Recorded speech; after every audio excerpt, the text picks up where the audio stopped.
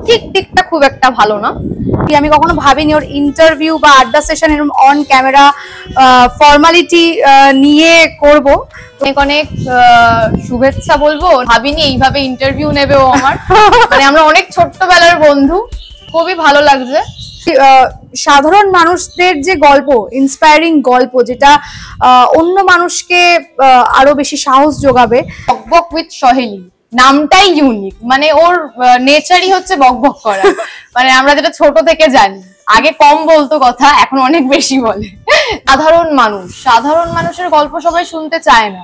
সবাই সেলিব্রিটি, যে কোনো সেলিব্রিটি, সে সিনেমা আর্টিস্ট হোক, বড় বিজনেসম্যান হোক, বা যে কেউ বড় মানুষের আর কি, যারা সাকসেস জীবনে, তাদেরই গল্প মানুষ শুনতে চায়।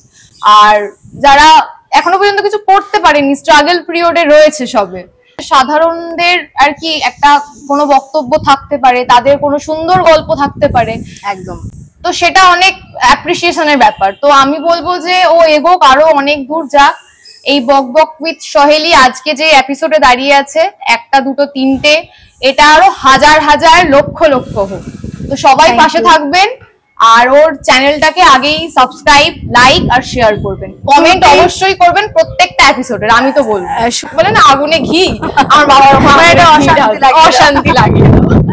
বিচ্ছেদ হচ্ছে এমন একটা জিনিস, আমার মনে হয় যে ওই এখন কিন্তু পাওয়ার সেগুলো কোনো ইচ্ছা নেই।